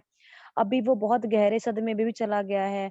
जिस तरीके से उसको टॉर्चर किया गया, उसको बहुत ज़्यादा गंभीर चोटें भी आई हैं। And after our comrade Shiv Kumar arrest, he was brutally tortured by the uh, state's law enforcement agencies, especially police. Like I was being tortured when I was in their custody. Recently, they had successful granted 20 days physical remand it's basically now police can have more 20 days according to law in custody, and they can torture him. And I am afraid, and we are afraid that he the torture may have some serious replication or consequences for him. और पहले मुझे ऐसा लगता था कि जो जेलों में बंद किए जा रहे हैं, पोलिटिकल प्रिजन्स हैं, तो उनका कुछ ना कुछ गलती होगी। लेकिन आज मुझे सच में फ़ील हो रहा है कि उनकी कोई भी गलती नहीं है। जो भी जनता की आवाज़ उठाने की कोशिश की करता है, उसको ऐसे ही जेलों में बंद किया जाता है। और ये हमारे इंडिया में हम लोग देख रहे हैं कि किस तरीके से लोगों के साथ जो पुलिस है, जो सरकार का एक टूल है, वो किस तरीके से इसको यूज़ कर रहे हैं। और जो यूएपीए जैसे कानून लाए जा रहे हैं, जिसमें पूरी ज़िंदगी इंसान बाहर नहीं आ पा रहा है, ऐसे खतरनाक कानून जो लगाए जा रहे हैं, वो बिल्कुल बेबुनियाद हैं। और हम लोग आज पता चल पा रहा है कि ये चीज़ें बहुत गलत हैं। Before many political arrests were done, I thought the political activists who got arrested have done something wrong, that they got arrested, they were guilty, so straight arrested. But now I firmly believe and that they were also innocent. In India, the Modi Sarkar has created an environment when where if you speak, you got arrested and straight torture on you. And I think many of political and working class activists in jails are innocent. और हम यही demand करते हैं लगातार से भी, जो राजनीतिक बंदी हैं सारे, जो पोलिटिकल प्रिजनर्स हैं, उनको रिहा किया जाए। और जो लेबर लॉस के बारे में जो आ रहा है कि 8 घंटे का टाइम बढ़ा के 12 घंटे कर दिया गया है, या फिर जितने भी जनता के खिलाफ कानून आए हैं, चाहे जो वो मजदूरों के हो, चाहे वो किसानों के हो, उनको रद्द किया जाए। और जितने भी लोग जेलों में हैं, उनको रिहा किया जाए। We are demanding that the labor laws, the controversial labor laws, which extended the working hours to 12 hours, should be repealed. And all persons, all political and working class activists who are in jail, they must be freed at earliest. Umar, I'm sorry to interrupt. Yeah.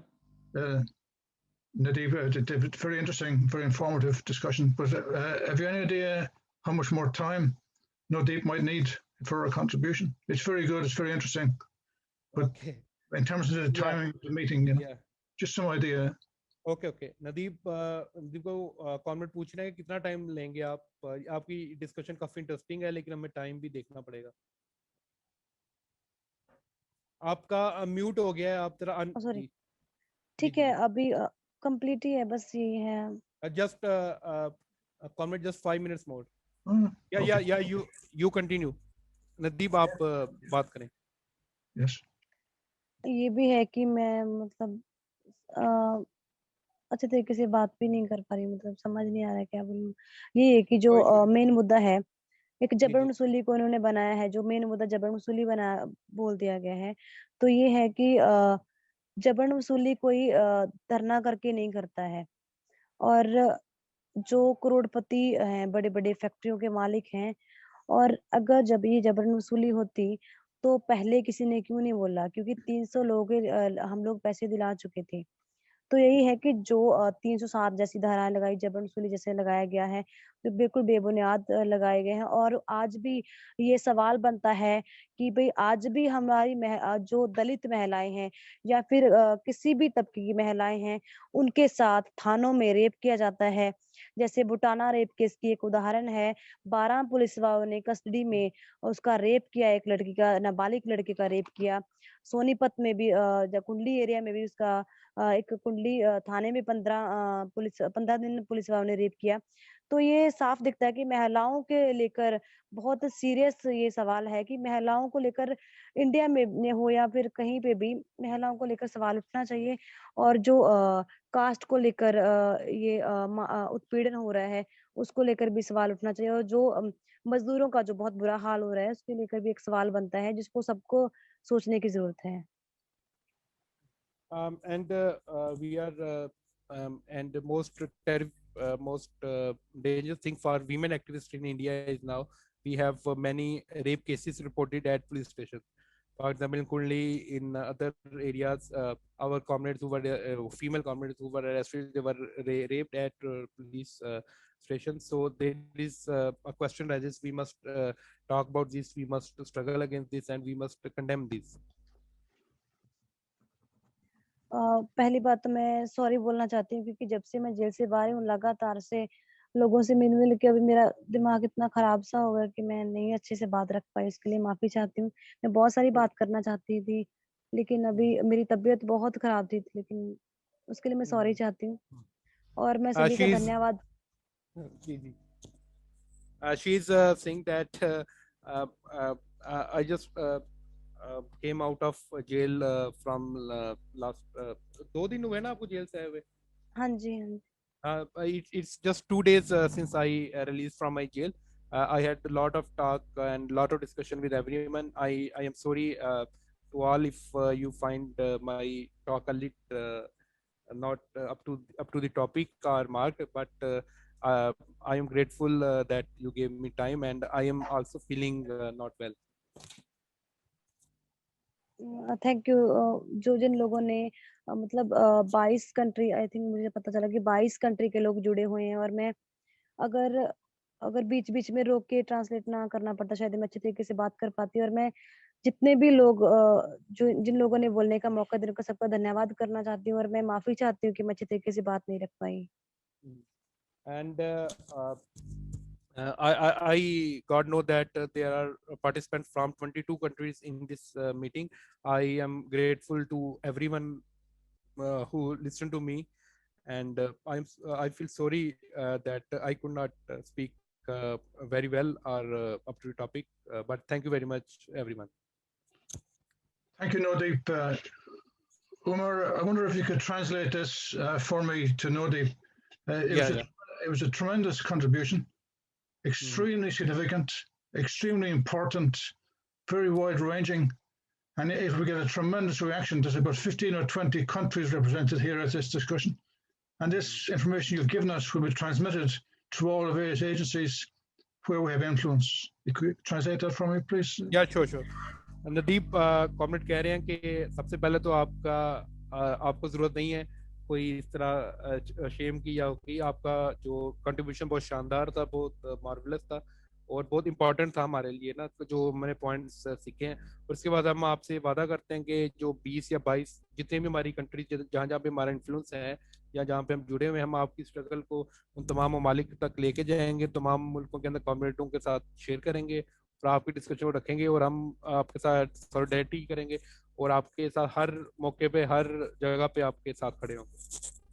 Again, I want to apologize again for not being able to allow you to speak indefinitely because the material you're raising, the violence against women that you happen to experience is universal.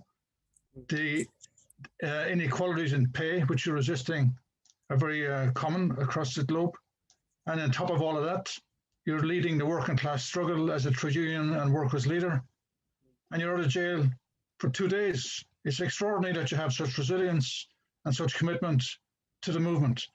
But we want to pay tribute to you for that, express our solidarity to you and with you for all the campaigns you're involved with.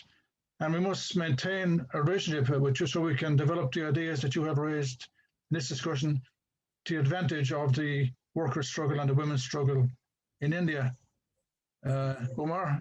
Yeah, sure. नदीप, आपने जो point रखे खास तौर पे violence against women के ऊपर जो औरतों का शोषण किया जा रहा है इस वक्त, और ये सिर्फ इंडिया का या एक खित्ते का मसला नहीं है बल्कि ये और दूसरा जो आपने बात रखी औरतों की इक्वालिटी की, यानी बराबरी की, जो वेजेस नहीं मिल रही या जो बाकी, ये पूरी दुनिया का मसला है और हम इस पे बहुत ज़्यादा कंसर्न है और हम आपके साथ मज़ीद राब्ता रखना चाहेंगे और मज़ीद आपके साथ मज़ीद मीटिंग्स के अंदर आपको इनवाइट करेंगे और हम आपके साथ सॉलिडेरिटी का अपना इजहार करते हैं और ताकि जो भी हम आपके साथ हैं और आपकी जो स्ट्रगल है, ख़ास तौर पे जो आप मेहनत कशों को जो इस वक्त मजदूरों को और किसानों की मूवमेंट के साथ खड़ी हैं, इसमें हम आपको एक लाल सलाम पेश करते हैं या सल्यूट पेश करते हैं। Thank you. मेरी तरफ से भी सबको रेड सल्यूट कॉमरेड, जितने भी कॉमरेड हैं, और हम लोग कोशिश करेंगे कि हम लोग एक ऐसा समाज, जो हम लोगों ने एक सपना है समाज बनाने का, कि जिसमें अमीर गरीब का कोई पाड़ा ना हो, जिसमें कास्टिज्म ना हो, तो वो समाज जो बनाने का सपना हर एक इंसान का सपना हो, हम लोग ये कोशिश जारी रखेंगे, और सबका ये सपना है और मेरा भी यही सपना है। I also greatly thankful to all of you, and we will work collectively for our dream, our aim, that is to build a classless society where there's no difference between rich or poor, and where everybody can enjoy and live as a human. And this is also my dream, and I and our comrades are struggling for it, and we are with you. Thank you. Now, we'll have to maintain this contact and this political industrial trade union relationship that we have with you, Nodeep. I think this discussion will have to continue. We won't conclude that tonight. There'll have to be further discussion in when to develop these points further and to allow other comrades. Now, we have comrades from India, from Sri Lanka, from Pakistan, who would like to contribute into the discussion. But I must say that there's a lot of interest in the issues you've raised here, Nodeep, and also the issues that were raised earlier by Umar, yourself, and by Jacques' contribution as delivered by Olivier. So all that material we have to return to and discuss in more detail with a view to developing the struggles that you comrades are engaged in India, Pakistan, and Sri Lanka. I think we'll ask Saranapala if he wishes to speak at this point about the situation in Sri Lanka. Is that? You're muted. You're muted. Can't hear you. Yeah. Can you hear me? Yes, we can. Yes. Yeah. And you know that give a brief report from Sri Lanka, but I like to know about Indian struggle. So how and what was the strength of the left in India behind the struggle? Actually, that the Wing comrades, especially direct within the struggle. So is the clarifications. Later, one of comrade can explain it. Because that the Modi, I think it's not the Modi's problem. It's the system of the globally that the Modi is ordered to,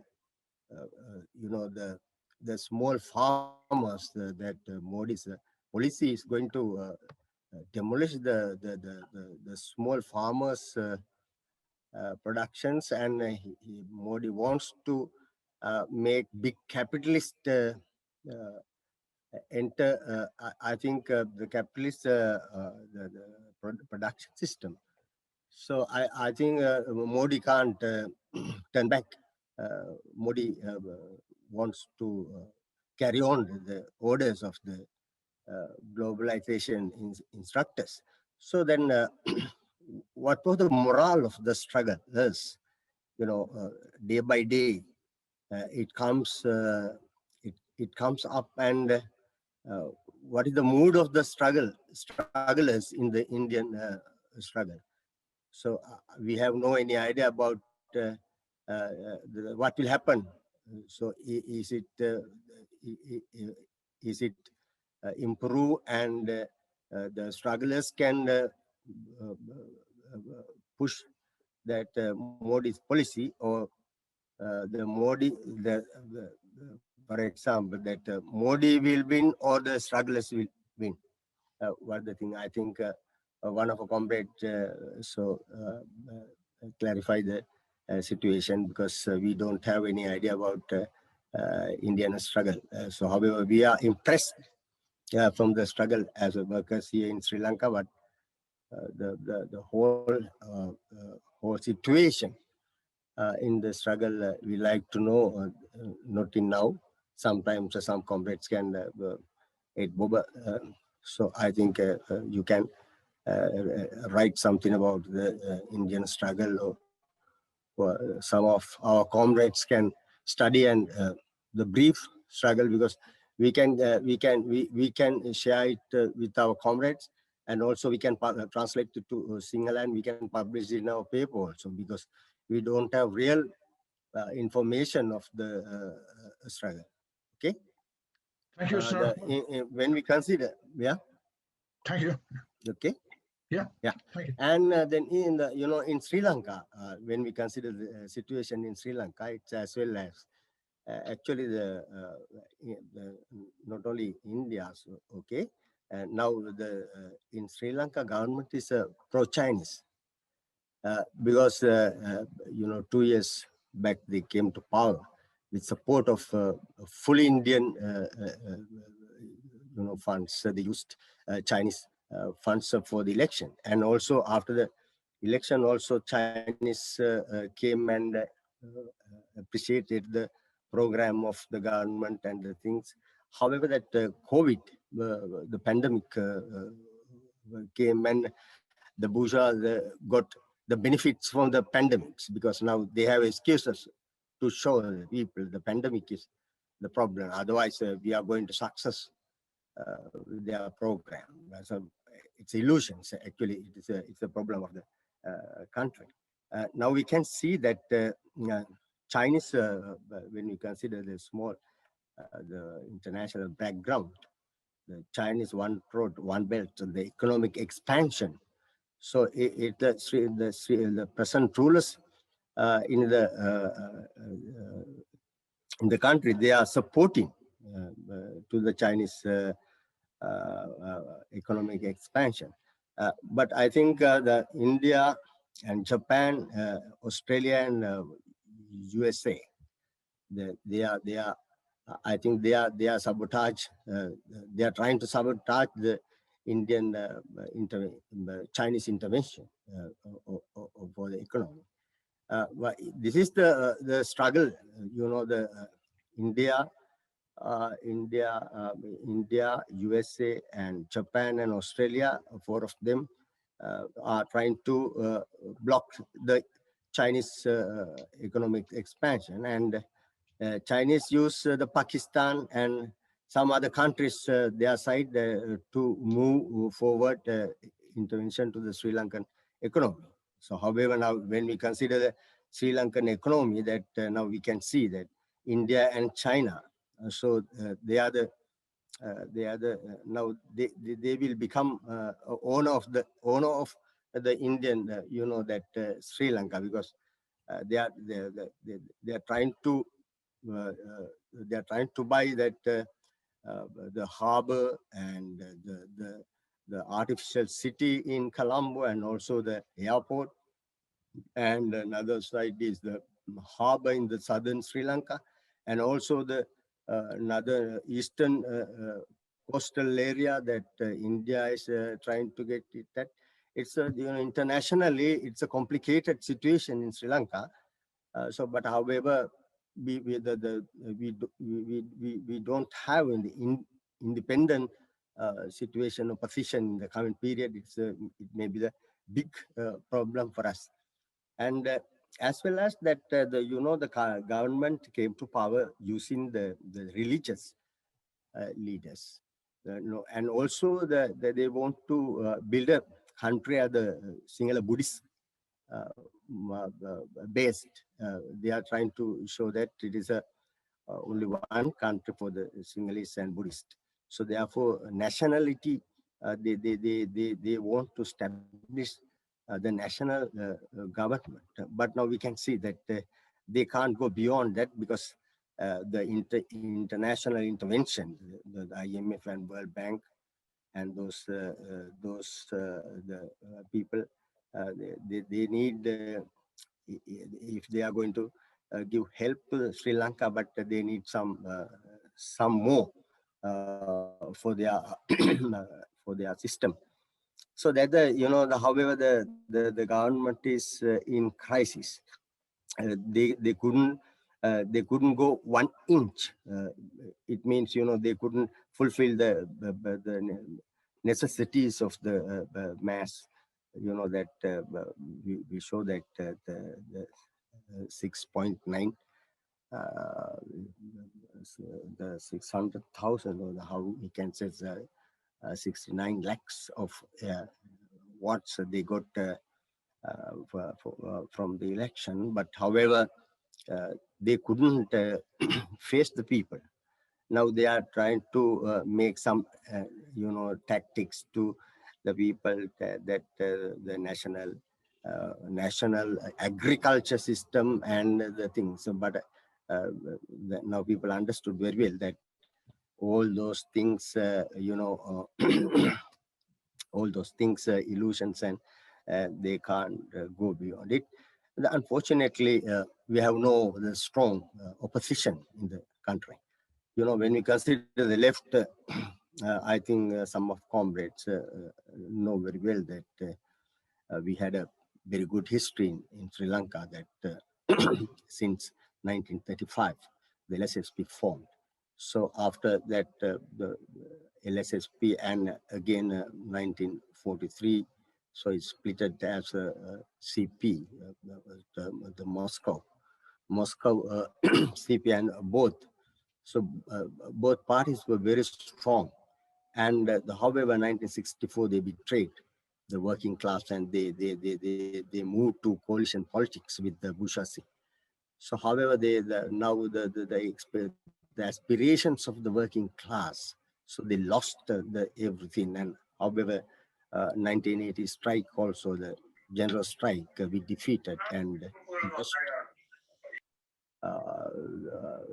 we lost the working classes. Now we can consider that working class is also very weak. That the fragmentations, a lot of fragmentations, and there's no the strong left party also, because that we had a JVP, it's a petty bourgeois party, and they used the struggle without mass support, isolated armed struggle, the two armed struggles, one from the northern area, the leadership, under the leadership Prabhakaran, that he came, and 2009 he got defeated. And JVP also 2 times, they tried 2 times to with armed struggle, 1971 and 1980, 87, 88. In Sri Lanka, but they failed. Now all of them moved to bourgeois politics traditionally. However, what had happened, the LSSP and CP, the new left also, now today we can see they are also moving to the traditional slogans, that we can see. So however, now very small groups like our, the SPSL, Socialist Party of Sri Lanka, and also CWI, it's also very big, more than us. And another thing is the NSSP, that it was a big party after LSSP. Then it formed. It comes from 1977 started, and in the 1980 strikes, it made a big event. I'm sorry to interrupt you, Comrade. I'm sorry to interrupt you, but given that we've set a kind of a time limit, could you draw your remarks? Okay, sorry. Yeah. Then next time I will write the briefly the later the situation, because it is also a problem for me to fluent. I'm not fluent in English. That was the problem actually. Yes. It's I can't express my views clearly because the lack of my English problem. So that's the situation. It's very weak, but however, we are trying to build the left based on the working class. That others all failed in Sri Lanka. So however, let's try to build a revolutionary party in Sri Lanka with help of the international comrades, because we don't believe the socialism in one country, and also we believe the permanent revolution. So that is our task. So, however, I like to know another day or inviting some comrades the Indian struggle and what level of the struggle today. So, thank you, comrades, to give me the opportunity to contribute. Thank you, comrade. You know, your English is very good. There's nothing at all wrong with the way in which you present your arguments, and your language skills are brilliant. There's no problem whatsoever there. We're sorry about the time constraints. We would have to return to this. It's okay. Let's return for a future meeting. I'm not going to resolve questions today. The only speaker who has his hand up at this point is Roger Sullivan. Now, Roger spent many years working in India as a political activist, trying to develop Marxism and socialist ideas in India. So we're happy to hear Roger speak next. Thank you. Thanks, comrade. Of course, following Comrade Nodeep is very difficult. And I mean, it was an amazing contribution that she made, but it's very much typical of the Indian working class. So I want to say something about my reasons for saying that. I just wanted to start by saying that the morning after the storming of the Bastille, the king, Louis XVI, asked one of his courtiers, what's this, a rebellion? And the answer he got was, no, sire, it's a revolution. And the reason why I'm reminded of that is because of an uncannily similar exchange that took place in India, wedged at the front of a massive crowd in Delhi in front of the barricades. One protester apparently said to a police officer, "This is no way of handling an agitation like this. Ye inqilab hai, sir," which means this is a revolution, sir. And it really is a revolution, and I think we have to understand that. I mean, we've seen revolutions spreading across the globe, but nowhere perhaps has it taken such a conscious and such a massive form as in India now. In India, every class struggle is fought to the bitter end, to a bitter conclusion. And as Finn said, I had the privilege of spending several years trying to build a Marxist organization in India. That was during the 1980s. And I have to say it started because I arrived there just following the overthrow of Indira Gandhi's emergency dictatorship in 1979. All India at that time was ablaze with strikes, occupations, picket lines, red flags, wherever you looked, in the workshops, in factories, in banks, in shops, everywhere. Literally, you couldn't take a step in any direction without seeing picket lines and red flags. At one point, the Mumbai police went on strike. There were even, believe it or not, there were even public demonstrations under trade union banners by the secret police, by two special state intelligence organizations separately, the Research and Analysis Wing and the Intelligence Bureau. Can you imagine that? Workers standing in the street with red flags and banners saying Intelligence Bureau Employees Association. Can you imagine that? I mean, this was the extent to which trade unionism and revolt had spread throughout the population. This whole period it culminated in the year-long Mumbai textile workers strike of 250,000 workers who stayed on strike for more than a year. And in India was where I really learned what it means, proletarian struggle and solidarity. I've never before or since witnessed such a pure, unadulterated embodiment of these qualities. I learned new forms of struggle, the garao, which meant when workers surround the employers in their offices and they don't let them out. They surround them until their demands are granted.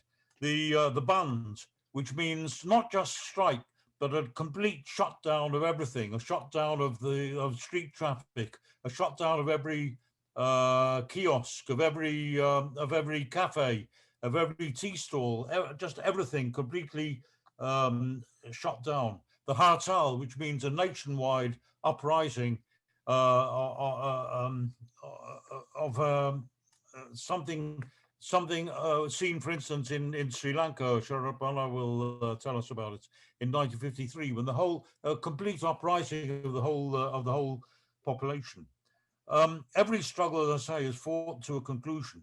I personally got to know heroic worker militants there, survivors of bloodthirsty police massacres. The Swadeshi cotton mills, Kanpur, where they had a garage and they surrounded the management. And after several days, I think of even a couple of weeks of this, the riot police were sent in and they massacred, they gunned them down. Hundreds of workers were mown down.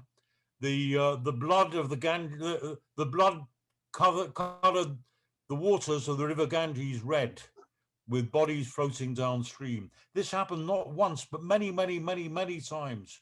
Local general engineering strike in Faridabad and in Ghaziabad, industrial suburbs of Delhi, were the same thing. We had a branch of our group in Faridabad and also in Kanpur, but in Faridabad, where the police fired on a mass workers' rally, and again there were dozens of people killed. The world-renowned slum city of Dharavi in Mumbai, also in Kolkata, in Bangalore, in Chennai, similar kind of events. It was in India also, I have to say, that I saw the opposite. I saw for the first time fascist terror and the horrors that it really meant. I witnessed firsthand its enemy, if you like, dripping with blood, mob communal frenzy, bloodshed. For instance, the defeat of the textile workers in 1983 brought that phase of worker militancy to a close. And then there was a surge of chauvinism, racism, and communalism throughout India. I'd already personally witnessed, after the assassination of Indira Gandhi in 1984, in the wake of her assassination, the hounding of Sikhs throughout Delhi, where 2,000 to 3,000 Sikhs were slaughtered in the streets over 2 or 3 days of mob frenzy. I saw, Sikhs sheltering behind railings in almost shaking with terror, half their beards plucked out. There were corpses, the burnt bodies of corpses lying in the street. Then again, in 1993, I was in Mumbai at the time of the systematic anti-Muslim pogrom by the fascist group Shiv Sena, which is linked to Modi's party, the BJP, where women were hacked to death, slums were set alight, fleeing children thrown into the flames. That is how, when I would say, fought to a conclusion on both sides, it's almost a state of permanent civil war. There were thousands of victims of communal bigotry.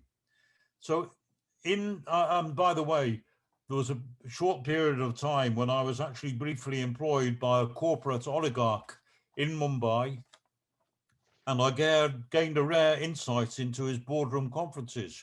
And at one, discussing a strike at one of his factories, he said, if the police can't bring them to heel, we'll send in Shiv Sena. It was an open acknowledgement of the role of the fascists as a criminal auxiliary to the official police. So the demonstrator was correct. This is a revolution.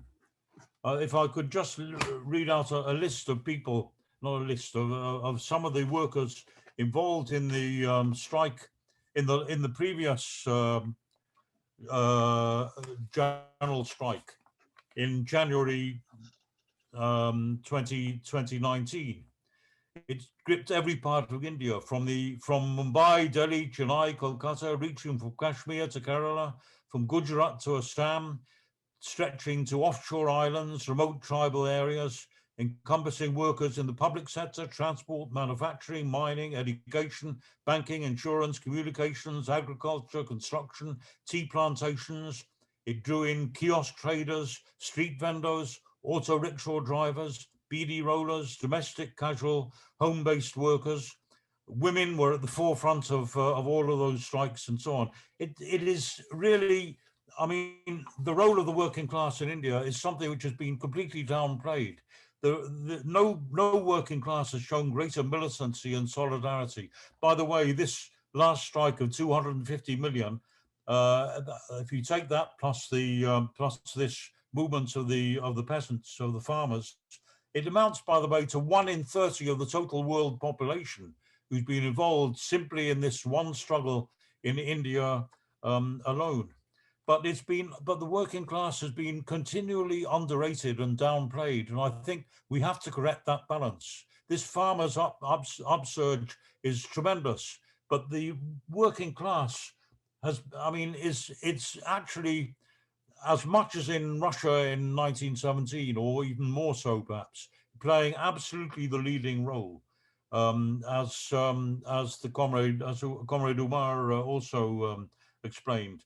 But it's been underplayed, underrated by conventional bourgeois historians who ascribe the liberation of India from British imperial rule to the saintly pacifism of Gandhi.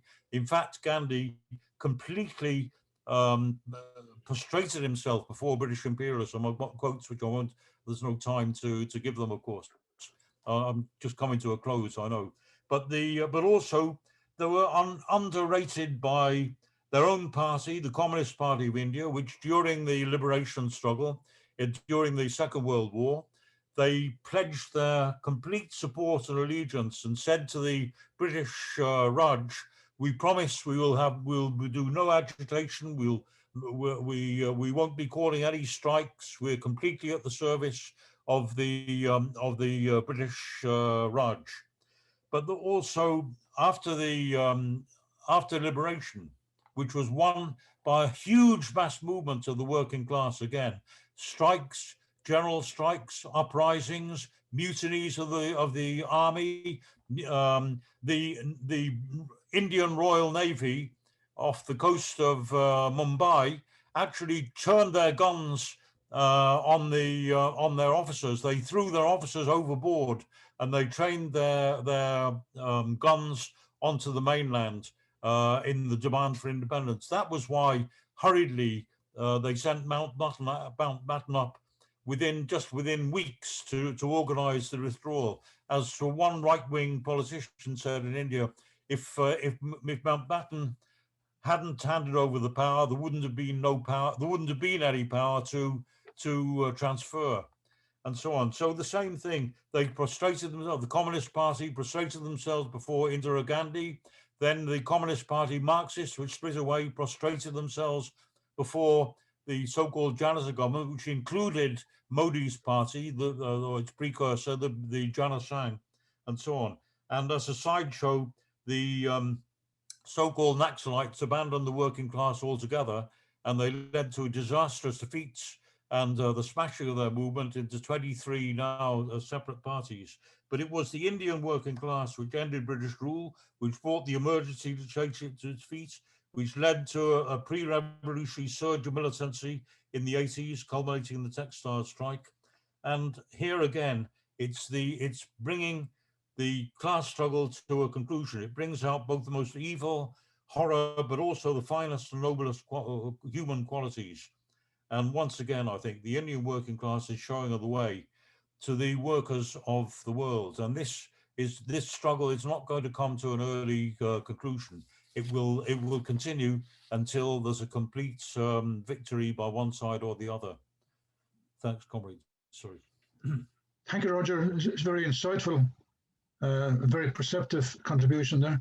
Now, unfortunately, in terms of time, I can see Suga Nguyen, you'll be the next speaker, but we're a bit limited in terms of time. We did say we'd finish as close to 6 as we can. The only person who indicated with their hand up was Suga himself. So it was agreeable, and we'll have to return to this topic, by the way. I think this is a topic that needs an awful lot more discussion, and there's lots of comrades present who have lots of new insights to give.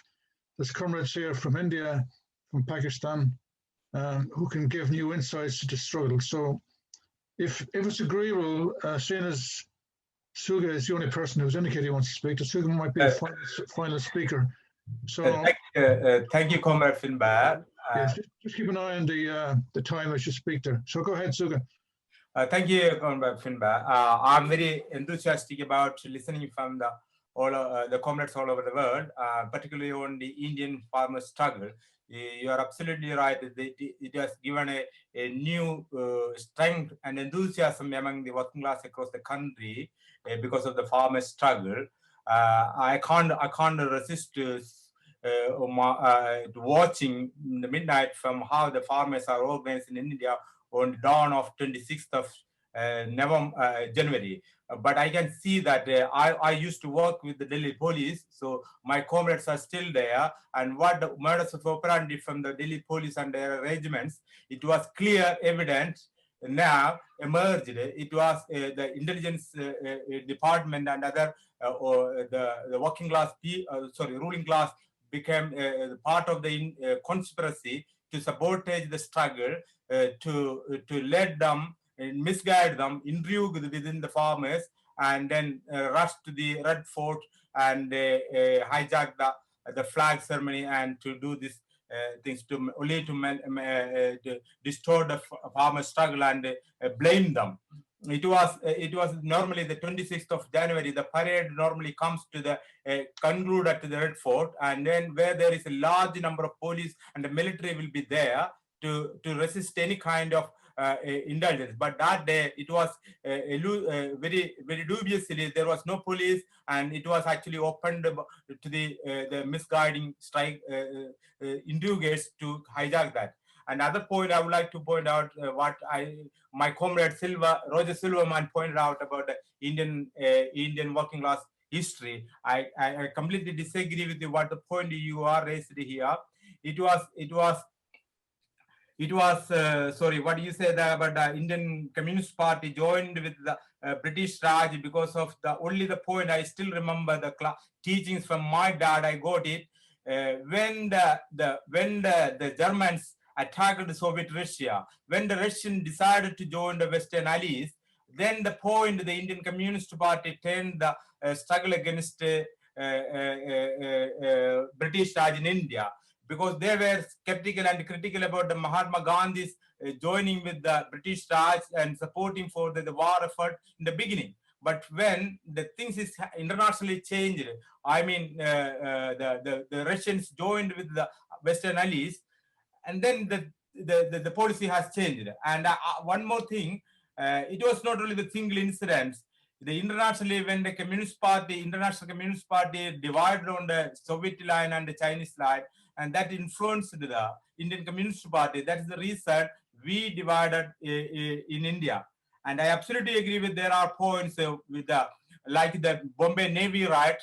I still very enthusiastic read that revolutionary movement by the Indian workers during the before the Indian freedom struggle, and that Bombay Navy riot failed miserably, went into the hands of the underworld dons, and now you can't see any red flag over there. And it is not only affected all over the India, the advantage of the working class movement. We still need to study. But what I understand is that the Indian community is divided and hierarchical by the caste system, that we are not able to break it.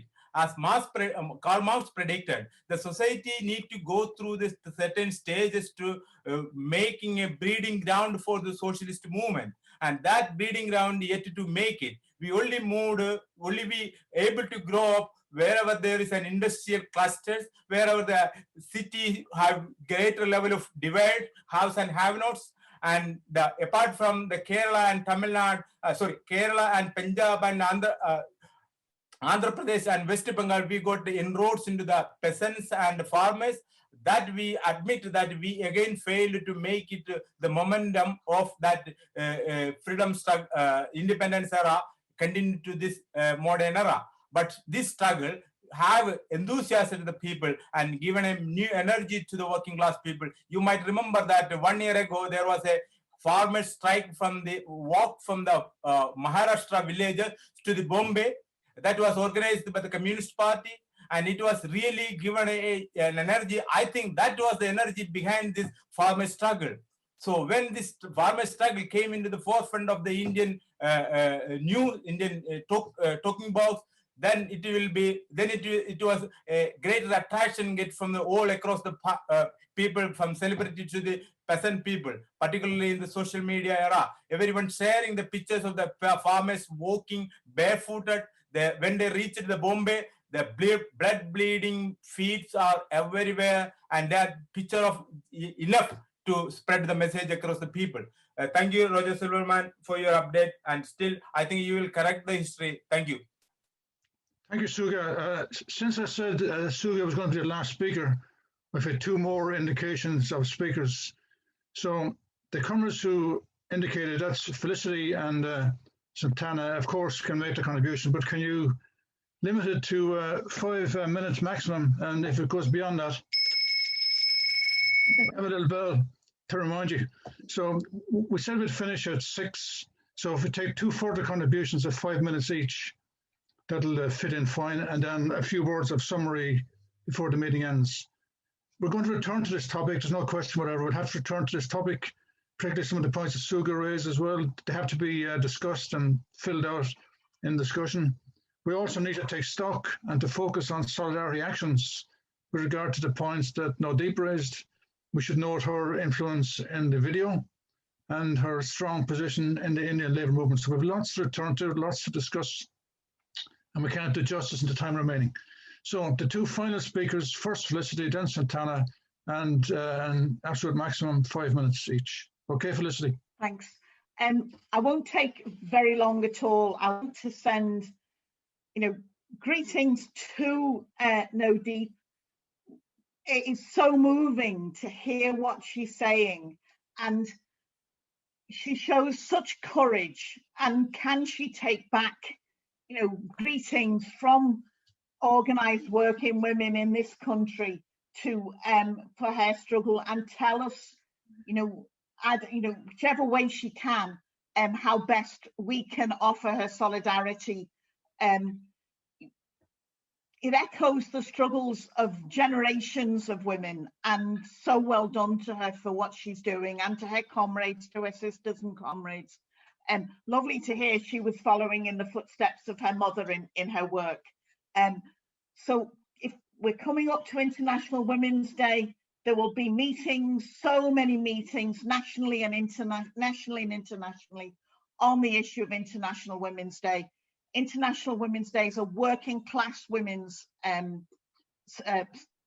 festival celebration. So let us know how we can help, and take our love and solidarity home with you. Thank you. Well, thank you, Felicity. Okay, Santana. I think the message that's going around is the solidarity and the feeling of each other, and the long experience each of us had with the communist movement and the socialist resurrection, if I put it that way. But I think I want to put 2 things, not taking more than 2 minutes or a maximum. The closing input of Nodeep as an activist is a dream. Like socialism was a dream to us, so was stateless society as a dream to us. I think we should still think, what is our dream? What she said is, women, caste and workers face oppression, and she's seeking solidarity and for a just, fair and democratic values, which is the essence of socialism, which is the architecture of socialism. So I think the thread and the connecting dots, seeking an alternative, is not becoming inspirational roadmap for people like us to want to change into this. So therefore, I request Roger and you and everybody else to think that the task is, to focus on analysis beyond current politics, and the democratic dividend is inadequate. It doesn't represent the inadequacies of democracy. Although Roger talked about saying, it was not a rebellion, it was a revolution. So I think, therefore, I think we are stuck with a lot of framework of history with socialist and communist theology, right? The interesting part I understand is, in today's discussion, is the learning of the farmers towards a protracted struggle and movement that shows class solidarity and draws in wider synergy, support, and sympathy. So I think, therefore, the challenge on us is to revisit ourselves and build up the methodology, the tactics, and the framework in which fresh air can be absorbed, right? Rather than just stuck in analysis, which is good as academics, but we are in the business of changing the world. Thank you. Thank you, comrades. Just to draw the conclusion to a discussion, it's been a very, very good discussion. And it's particularly significant that we heard comrades from India, from Pakistan, from Sri Lanka describe the situation, analyze the situation. Also, there's lots of speakers who would have spoken were there to be time. Lots of issues were raised which invite further discussion. So we will be returning to this topic at a future WIN meeting, and fairly soon, hopefully. I want to thank then the individual speakers, Jacques, who obviously can't attend because of his mother's death, but Olivier, who presented Jacques' contribution. I want to thank Umar for his contribution, and Nodeep particularly, who's only 2 days out of jail and appears on a WIN discussion. It's an extraordinary privilege for us to hear somebody at the forefront of the struggle, just released from jail, explain to us what experiences the Indian workers are going through, and then asking for solidarity action, which of course we will investigate now and see what actions, as Felicity indicated there, what do they want precisely from us in that regard. So we need to take stock of where we are. We need to think back to the contributions the comrades have made, to find out the significance of the various issues that are being raised, to invite theoretical discussion about the broad general questions, but also solidarity actions which are needed in the situation. So I want to thank also the comrades who contributed to the discussion. I'm sorry about the limitations on time, but as it happens, we managed to fit it in. There was no hands up that were denied the right to speak, but we will be returning. So thanks again to the opening contributions and to all of those who contributed to the general discussion. Now, before we conclude this particular evening's work, does Roger want to say something about the next WIN discussion, or any ideas in that regard? Well, we since next weekend is International Women's Day, we wanted to have a discussion on Rosa Luxemburg, and Comrade Felicity has agreed to speak, and one of our German comrades will also be speaking. Good night, comrades, and salute.